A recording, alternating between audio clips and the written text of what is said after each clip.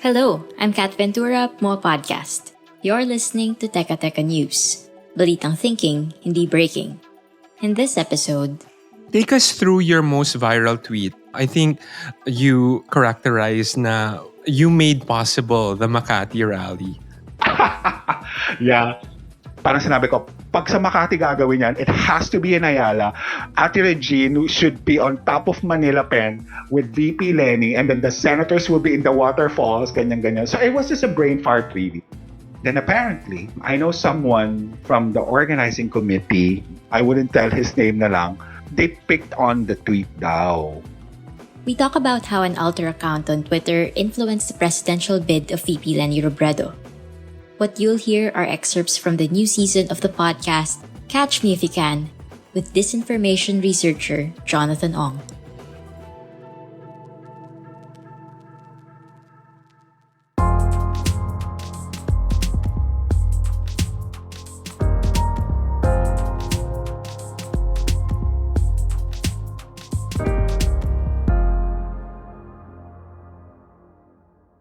So this is the person behind the Super Negatron account. Close mutuals of mine on Twitter call me Negs. So yeah, just call me Negs. Alter accounts are pseudonyms, or second accounts used to express oneself in a more discreet way without risking one's true identity. Super Negatrona is one of many alter accounts that grew in popularity and influence on Twitter. It's just really more of me being able to freely voice out my dissent online without being put in a place where the armies of the other camp will be able to harass me. The Super Negatrona account was created in 2019 and now has 31,000 followers online. It grew in popularity during the 2019 Southeast Asian Games when it banded together with other alter accounts in reporting insider stories during the event. In 2022, it supported the presidential run of Vice President Leni Robredo. Yeah, so I remember Super Negatrona, aka Pink 5, that's their official long Twitter handle. So this is obviously a pink account, so an anonymous account supporting VP Leni. And obviously, this is a genre of accounts that have mushroomed as well over the past couple of years, right? So I noticed Super Negatrona retweeting a lot of alt ABS-CBN and their posts. Also, other related accounts, diba, yung mga Malacanang events and catering services, yung other meme accounts na very much pro-opposition. I was just really curious, Kat, as to who they are, where they come from, what are their politics, formally, how do they identify themselves? Are they formally connected to campaigns or do they see themselves as volunteers? We learned in the podcast that this alter account is not formally connected to the Robredo campaign. In fact, Super Negatrona says he does not believe in the Radikalang Magmahal campaign call, wherein volunteers are asked to exercise restraint and be gentle in pushing VP Leni's run. Which is why Super Negatrona continued to fight fire with fire, spewing out equally vicious tweets against trolls. Siguro, negative campaigning an example of what we did. Like every time the Bongbong Marcos account tweets, Alt ABS-CBN will be the first one there commenting something funny. And then I would second that comment and we'll just make fun out of him. Like, kunwari, during the campaign, parang mamimigay yata sila ng phones na Cherry Mobile. So, Alt ABS-CBN commented, syempre we have a group chat over DM. No? Isasend niya yun sa group chat namin. Tapos sabi niya, Neg, sundot. Ganon. So, ang comment niya is like, ano ba yan? Cherry Mobile lang. Ganon. I'll be right there, right after her reply saying, out of the billions that you stole from the country, Cherry Mobile lang. Hindi nyo man lang ginawan Nokia. Mga ganon. We'll pause for a beat. But when we return, we talk about the tweet that caught the attention of the Robredo camp's organizing committee.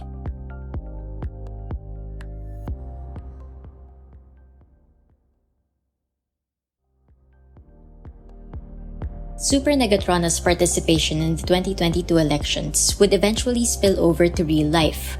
As the end of the election campaign season drew near, the organizing committee was looking for a venue to hold the meeting de avance of VP Leni Robredo.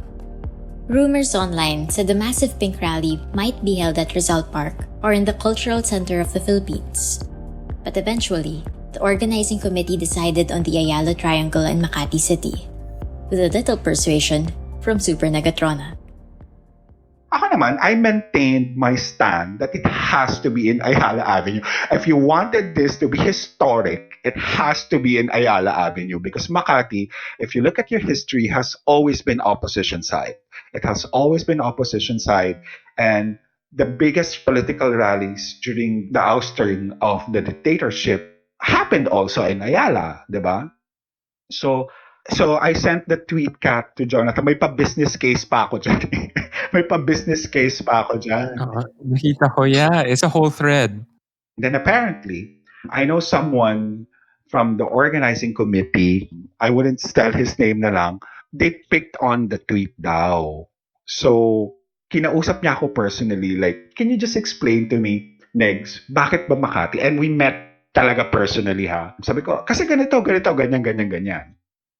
And then eventually, yun na nga, may nag-leak na ng photos na someone from the organizing committee is taking a photo na of that corner of Manila Pen. So bumubuhos na yung DM sa akin na parang, oh my God, like, mukhang Makati na nga. They're following what you were saying that they're gonna do it in Makati. And then the leakage came in from the Bel Air barangay. Parang they're already signing it off. That we're allowing the roads to be closed, ganyan. But until then, I didn't have any confirmation pa talaga na Makati na nga. So until I got one evening DM na parang sure na it's Makati. So you got what you wanted. Parang ganon.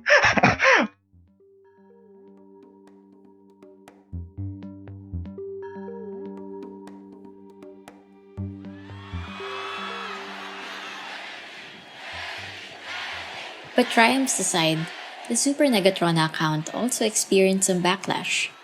The Twitter account was targeted by several mass reports during the campaign period. There were 2 or 3 instances during that campaign period where, I lost access to the account for 24 hours. Like I couldn't tweet. I can scroll, but I couldn't tweet. So I had to submit a appeal to the Twitter support team to unlock my account. So, 2 or 3 beses yun nangyari. The Super Negatrona account was created to freely voice opposing opinions online. This is what it has always sought to do, and the person behind this alter account believes that fighting fire with fire was what the Twitterverse called for. At the end of the elections, the alter account gained 18,000 followers. You retaliate in whatever form it may be. You go back to that person and teach him to, be more truthful probably. And if they have nothing nice to say, then just shut up. So parang ganon. And I was very vocal about that during the campaign. Paulit-ulit ko yan na I've never subscribed to that concept. So wag nyo akong hihingan ng mga radical na magmahal na ganyan. So ganon. And you know what? Surprisingly, a lot of kakampings also subscribe to that school of thought na hindi pwedeng bait-baitan, yung ganon. A lot of them express support na hindi pwedeng ganon palagi. And that was today's episode of Teka Teka News. Again, I'm Kat Ventura. This episode was edited by Presh Capistrano. If you want to hear the rest of the episode, look up Catch Me If You Can on Spotify, Apple Podcasts, or Google Podcasts. The project is funded by Internews and hosted by Jonathan Ong and myself. Don't forget to leave Teka Teka a 5-star rating on your podcast app. At para sa mga mahilig manood sa YouTube, PumaPodcast na rin po kami doon. Just search PumaPodcast and subscribe to our channel. Maraming salamat po.